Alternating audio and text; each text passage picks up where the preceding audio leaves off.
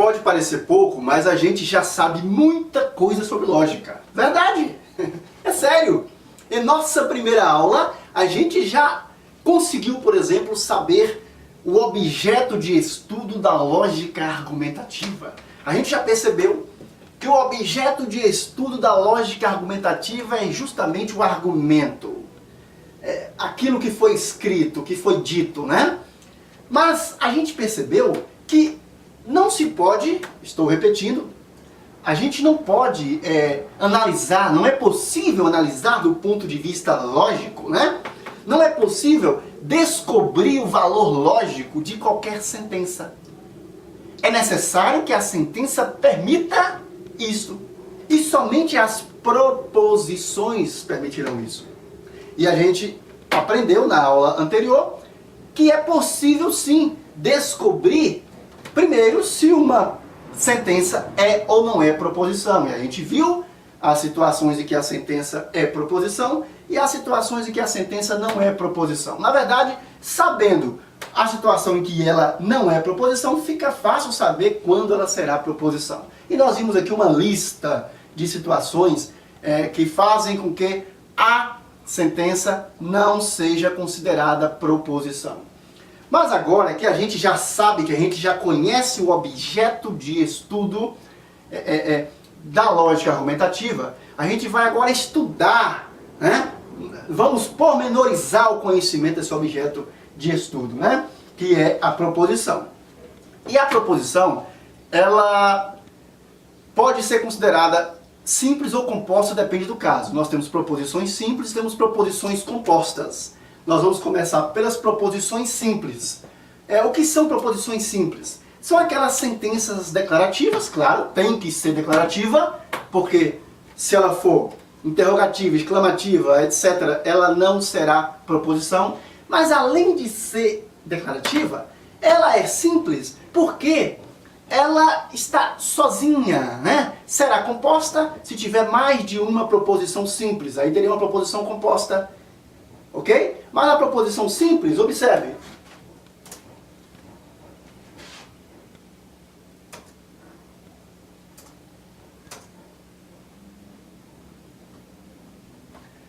Proposição simples. Toda sentença fechada declarativa que exprime um pensamento, desde que possa ser julgado verdadeiro ou falso. Professor, mas essa é a mesma definição que o senhor deu de proposição. Ok, tudo bem, é a mesma. Mas a gente vai ver que a proposição composta tem algo a mais. Aí, convencionou-se designar a proposição simples por letras minúsculas. Cara, você pode designar com o que você quiser. A gente coloca isso aqui, o que é a convenção, né? A gente vai chamar aqui, como faço isso também no meu livro, a gente vai chamar a proposição simples de P, Q, R, S e vamos usar letras minúsculas. Enquanto as proposições compostas, vamos chamar também de P, Q, R, S, T, mas vamos utilizar letras maiúsculas. Só uma questão de organização. Por exemplo, Castro Alves escreveu a escrava Isaura. Escreveu a escrava Isaura. Esse é o livro do Castro Alves. Isso é uma proposição simples. Professor, como eu vou saber se é simples ou composta? Ao conhecer a composta, vocês vão ver que na proposição composta nós teremos um conectivo ligando essas proposições. Quando eu digo, por exemplo, Joana é médica, isto é uma proposição simples. Se eu digo Joana é médica e professora, agora eu tenho uma proposição composta. Joana é médica, é uma proposição simples. Joana é professora, uma segunda proposição simples. Quando eu digo Joana é médica e professora, ou então, como queiram, Joana é médica e Joana é professora, aí eu teria uma proposição composta, ou seja, uma sentença formada por duas proposições simples ligadas pelo conectivo e. Vamos ver melhor isso aqui. Então, a proposição composta, eu acabo adiantando o slide, né? Proposição composta são aquelas sentenças formadas por duas ou mais proposições simples, já adiantei isso aí. As proposições compostas são representadas pelas letras maiúsculas, também já falei. Por exemplo, Castro Alves era baiano e poeta. Castro Alves era baiano e poeta. Ele era as duas coisas, era baiano e também era poeta. Observe que essa letrinha E é o conectivo. Porque, em verdade, nesta proposição composta Castro Alves era baiano e poeta, eu posso extrair dela duas proposições simples. Eu vou chamar a primeira de proposição simples P. Castro Alves era baiano. A segunda, proposição simples Q, de Queiroz, né? Castro Alves era poeta. Eu tenho então aí duas proposições simples, proposição simples P e a proposição simples Q, e ambas estão ligadas pelo conectivo E. Cuidado com a nomenclatura lá da nossa gramática, né? Cuidado com a nomenclatura da nossa gramática. Aqui, cuidado para não misturar, por exemplo, preposição com proposição. Aqui a gente vai estar tratando de proposição. E esse ezinho aqui, a gente vai chamá-lo aqui de conectivo. A gente vai chamá-lo aqui de conectivo. E vocês vão ver daqui a pouquinho que ele, como todos os demais conectivos trabalhados, adquirirão um nome, né? Agora, vamos ver. E aí? Proposição simples ou composta? Eu tenho aqui 4 proposições e nós vamos saber se são simples ou compostas. Parece brincadeira, mas isso também cai em prova. E quando cai, muita gente é derrubada, muita gente sofre com esse tipo de questão, porque as pessoas em geral se preparam para o pior e se esquecem de se preparar também nesses temas ditos menores, né? E em verdade, vocês precisam sim conhecer proposição, porque é praticamente o ABC da lógica argumentativa, né? A proposição é a tabela verdade que nós vamos estudar. Número 1, a sentença número 1. Bernardo Guimarães e Castro Alves foram escritores abolicionistas. E aí? Na número 1 eu tenho uma proposição simples ou composta? Proposição? Errou quem disse que na número 1 nós teríamos uma proposição composta. Na verdade é uma proposição simples. A ideia é uma só. Bernardo Guimarães e Castro Alves foram escritores abolicionistas. Eu tenho na verdade ali um sujeito composto. A ação ali ela é única para ambos os núcleos, né? Nós temos Bernardo Guimarães e temos Castro Alves. Ali eles são um sujeito composto, só isso. Sujeito composto. Foram escritores abolicionistas. Mas professor, e a presença do ezinho? Esse ezinho aí, ele está apenas ligando os dois núcleos do sujeito ali, Bernardo Guimarães e Castro Alves. Ele não é um conectivo ligando proposições simples. Logo, a número 1 é uma proposição simples, não é uma proposição composta, tá? Já a número 2, vamos lá. Valdisson é professor e proprietário do curso Passe. Valdisson é professor e proprietário do curso Passe. Agora eu tenho duas ideias expressas ali. Eu tenho a primeira ideia, que é a ideia de ser professor, e a segunda ideia, ser proprietário do curso Passe. Logo aqui, eu tenho uma proposição composta. Eu tenho Valdisson é professor, é a primeira proposição, simples, que eu vou chamar de P, e a segunda proposição simples, Valdisson é proprietário do curso Passe, que eu posso chamar de Q. Ok, se eu tenho duas, ou mais, né? Neste caso duas, se eu tenho duas proposições simples, ligadas por um conectivo qualquer, eu tenho neste caso aí uma proposição composta, uma proposição composta. A número 2 é composta. Número 3, Elaine e Marcos são colegas de trabalho. Agora ficou mais fácil, né? Na número 3, eu tenho ali uma proposição simples. Mais uma vez eu tenho um sujeito composto, com os núcleos Elaine e Marcos. Aquele ezinho ali não é um conectivo lógico ligando duas proposições simples, porque toda a sentença número 3 é uma proposição simples. Eu tenho uma única ideia, ser colega de trabalho. E essa única ideia está atribuída a um sujeito composto, a Elaine e Marcos. Então, a sentença 3 não é uma proposição composta. Sentença 4. Tereza é professora de português e dona de casa. Tereza é professora de português e dona de casa. E aqui, eu tenho simples ou composta? Viu aí como é fácil? Neste caso aqui, eu tenho uma proposição composta. Eu tenho duas ideias. Primeira ideia, ser professora de português. A segunda ideia, ser dona de casa. Eu tenho duas ideias aqui, e essas duas ideias, que na verdade encerram duas proposições simples, estão interligadas pelo ezinho, que neste caso é um conectivo lógico. O ezinho é um conectivo lógico que está ligando duas proposições simples. A primeira proposição simples, Tereza é professora de português. A segunda proposição simples, Tereza é dona de casa. Neste caso eu tenho sim uma proposição composta. Bom, princípios básicos da lógica, né? Como já deu para perceber, primeiro princípio, qualquer proposição somente pode ser falsa ou verdadeira, gente. Não há outra forma, né? Se não for falsa ou verdadeira, se não puder ser julgada falsa ou verdadeira, não será proposição. Será uma sentença? Será, mas uma sentença qualquer. Não pode ser julgada falsa ou verdadeira, não será proposição e não interessa, neste caso, não nos interessa do ponto de vista lógico. O segundo princípio, uma proposição não poderá ser, em nenhuma hipótese, considerada verdadeira e falsa ao mesmo tempo. Ou ela é falsa, ou ela é verdadeira. Não tem como uma proposição qualquer ser julgada verdadeira e falsa ao mesmo tempo. Então, esses dois princípios. Primeiro, que ela só poderá ser verdadeira ou falsa. Segundo, que ela não poderá ser as duas coisas ao mesmo tempo.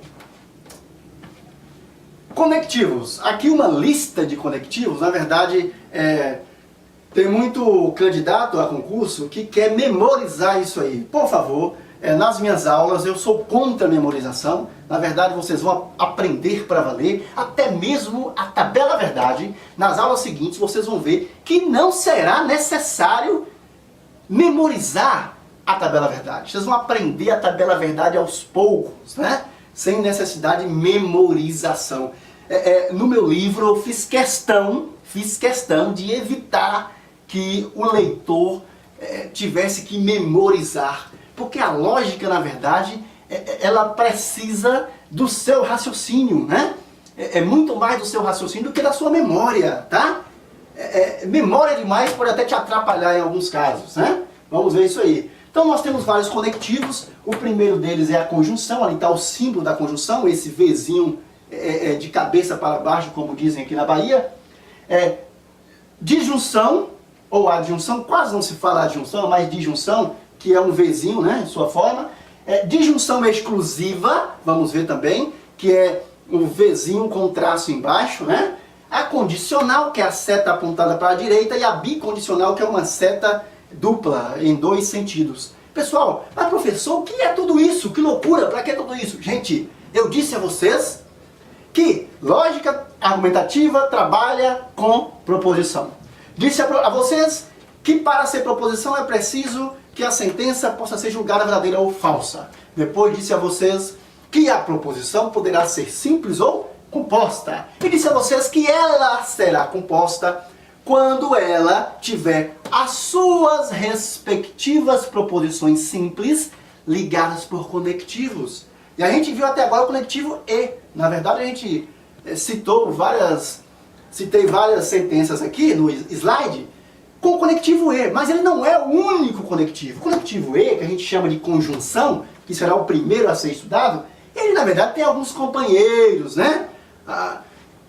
Disjunção exclusiva, condicional, bicondicional, e vamos estudá-los todos. E vocês vão ver que a lógica é realmente uma viagem, uma grande viagem. Vocês vão adorar. Lógica, na verdade, quem odeia lógica é porque ainda não estudou lógica. Quando começa a estudar lógica para valer, quando começa a aprender lógica, é como brincar de videogame. Você, na verdade, vai viciar. E aqui, na verdade, eu não sei se pode chamar de vício. É uma virtude. Se você aprende a raciocinar, é uma virtude. Porque isso vai te ajudar em psicotestes, vai te ajudar a conseguir um emprego. A lógica vai te ajudar não só a passar em concurso, mas vai ajudar você a ter autoconfiança, vai ajudar você a pensar positivamente, vai ajudar você a buscar os seus ideais, ter força de luta mesmo, porque a lógica simplesmente mostra para você o caminho, né? Mostra o caminho. Conjunção. O que é uma conjunção? Bom, você já sabe que a conjunção, ela na verdade é uma proposição, claro, tem que ser proposição, e ela é uma proposição composta cujas proposições simples estarão ligadas pelo conectivo e. Então quando... mas professor, só terei conjunção quando tiver o conectivo e? Vocês vão ver que não. Você pode ter outras palavrinhas equivalentes, como mas, né? Veremos aqui. Por exemplo, o Brasil está na América do Sul e o Japão está na Ásia.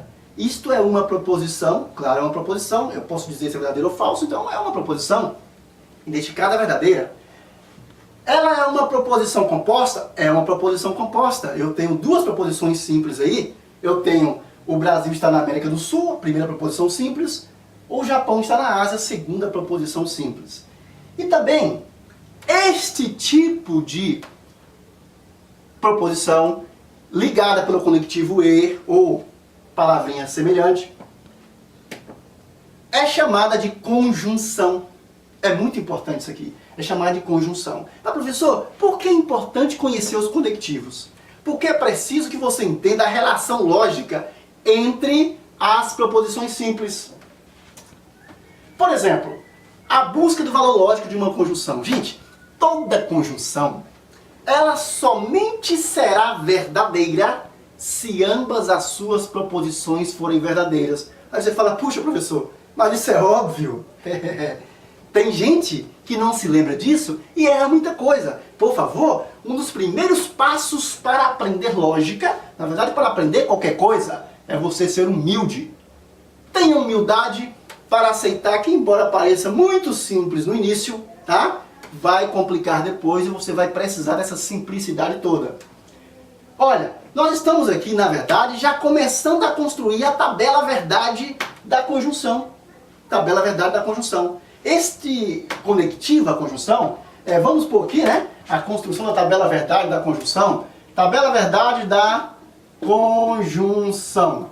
Nós vamos dizer que, se eu tenho uma proposição P e uma proposição Q, ambas unidas pelo conectivo E, aqui está o símbolo da conjunção, vamos construir a tabela verdade. Eu tenho 4 possibilidades aqui.